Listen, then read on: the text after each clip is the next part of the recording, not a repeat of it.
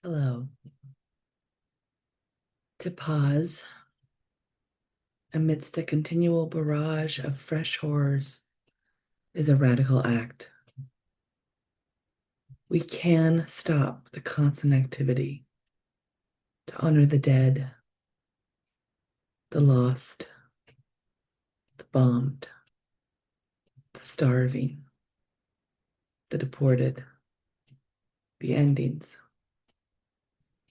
We can stop to defy the systems reliant on this violence and fear and greed.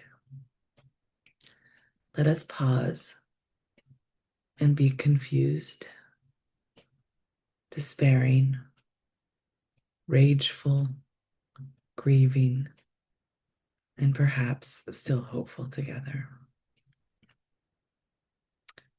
In these 15 minutes, I invite you to do whatever you need to do to be comfortable, to be present to yourself. This is a time to just receive. Each day, I offer a word or a theme and ask a question, and then share a poem, a reading, a song, a video, an exercise based on that word. And we follow the alphabet. And here are some of the questions we've been asking of late. My pace, my tone is intentionally slow and deliberate. We want these 15 minutes to be an oasis in your day, away from the grind, away from the anxiety, and to just offer a practice that is grounding, regulating, feasible, and hopefully inspiring or provoking as well.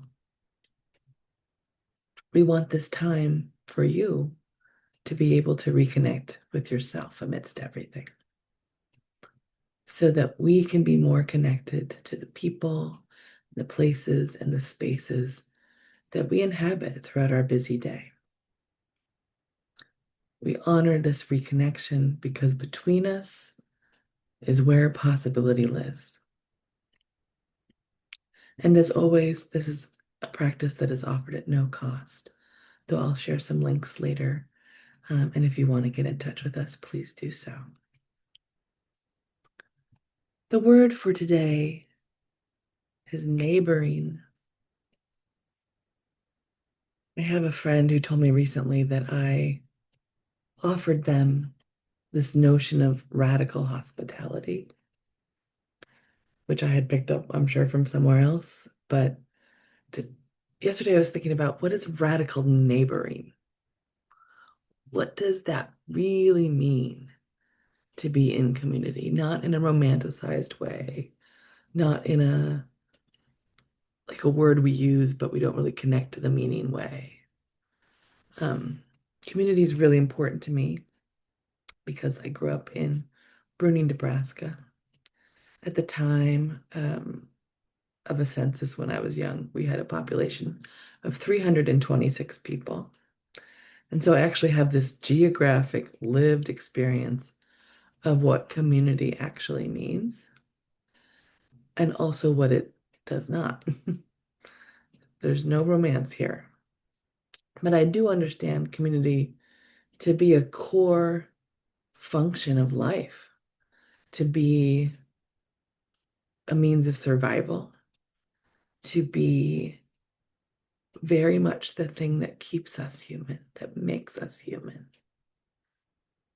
And also, I've said this before in the pause, that the more privilege we have, the more we can just rely on systems that were made for you, for me.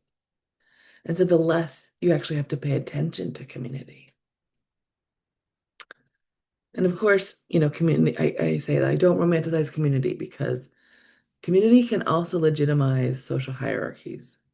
It can reinforce those race, class, gender, ability um, aspects that capitalism implicitly requires. And so that's why um, I don't say that community is for everyone in the same way. And I'm also really open and willing to create communities outside of what family, culture, religion, society tells us to. So, what do I mean by neighboring? Been thinking about this. Neighboring requires relationship.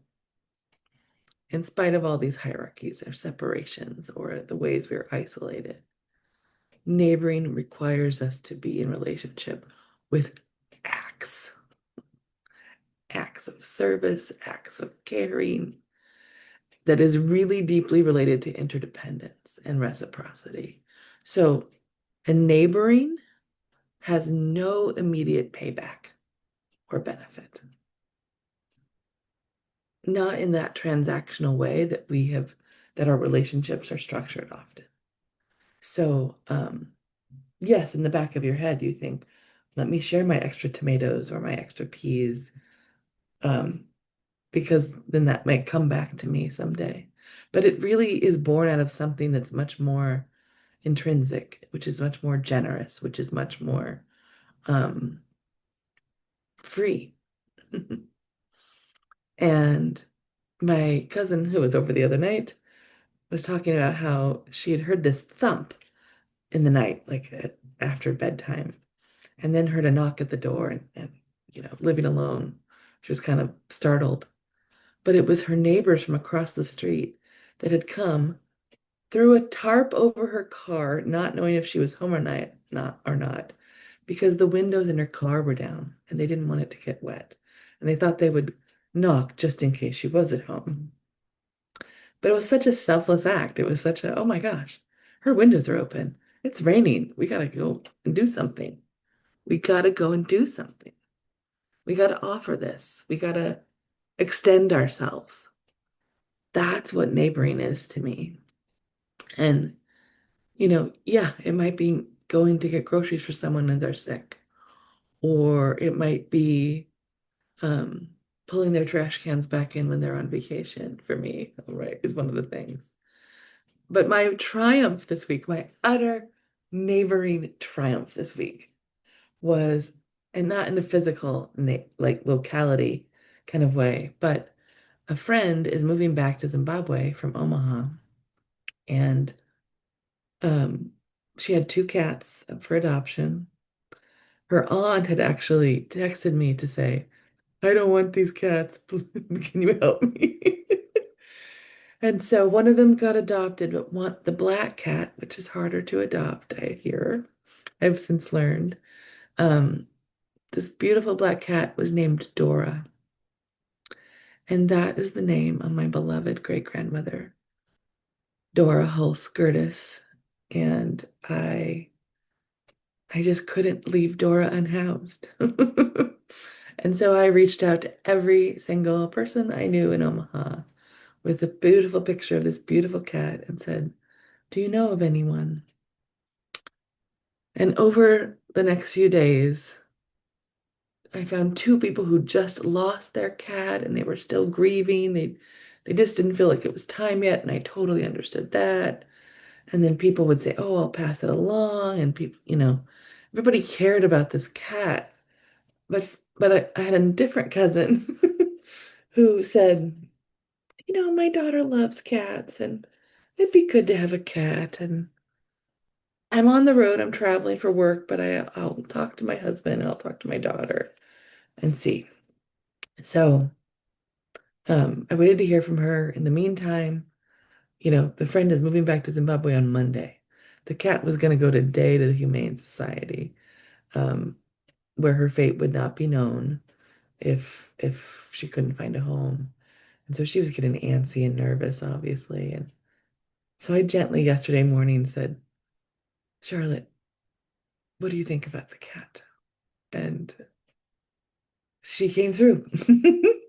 And it was just a triumph. It was a triumph of neighboring, of working the network, of finding the thing that is needed for, it's like it was a matchmaker. I was playing matchmaker in a way as an aspect of neighboring. Like someone has a need and someone has a need, and we can make that happen.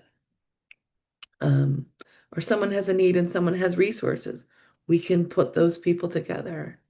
And it was just so lovely. It was just so lovely. I was so happy. Um, and I wanted to share this little video that's actually made as an aspect of psychology. I found this, how to be a better neighbor. But I just thought it was really beautiful how they're describing it here, and I'm gonna play this for you here. High rises, low rises, bungalows, condos, vans, yards, homes, empty lots, around the corner and over the hills. Everyone lives next to someone. No matter where in the world you are, your neighbors are part of your place, and we know that strong communities build a happy life. But what might it feel like to really know your neighbors, to ignore the distractions and decide that now is the right time to say hello and feel connected to your community? I'm Maceo, artist and curator who looks at the way society and culture shape our life and ideas. I'm here to tell you about how neighboring can be a verb in your life. Neighboring is something you do, something you continuously work at. It's a practice, but maybe you've never really tried it before. So I'm here to dive in with you on the basics, building trust with your neighbors.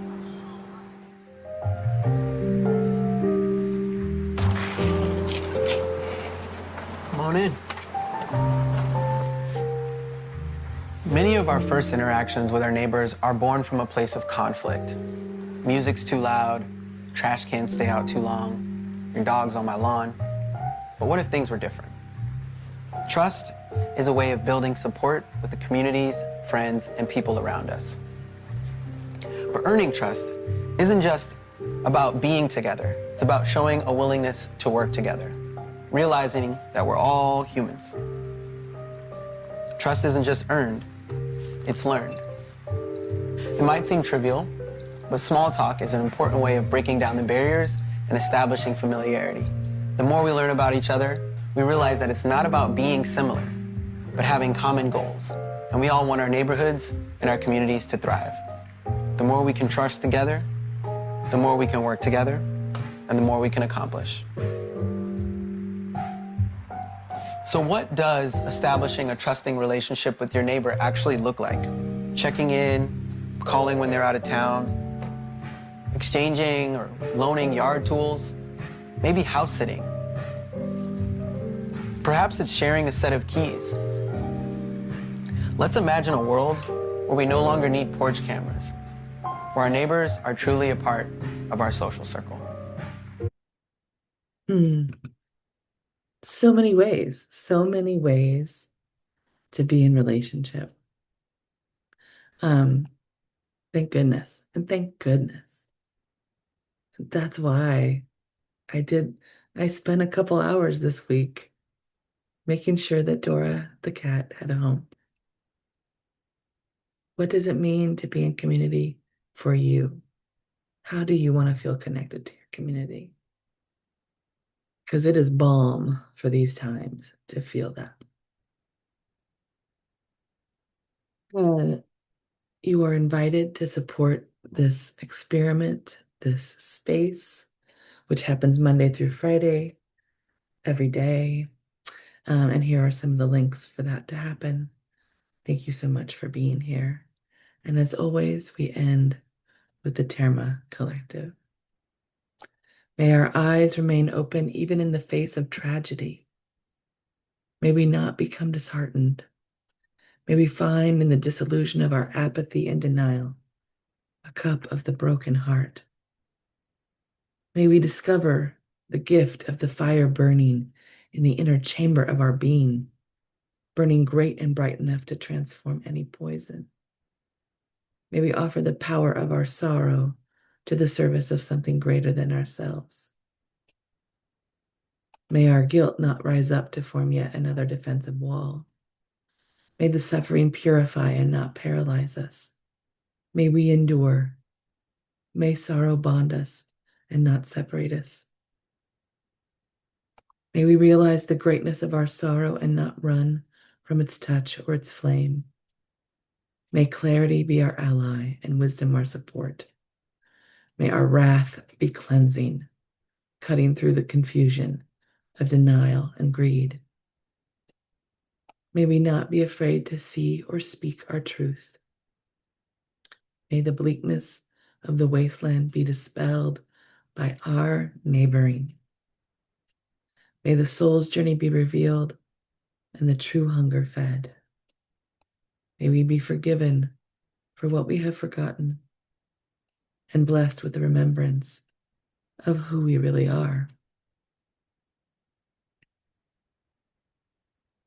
We are always neighbors, whether that be in a physical sense or a spiritual sense, across the way sense. I invite you to feel whatever you need to feel about having community or not having community. And I invite you to start to build it in whichever way it makes sense to you. Take good care.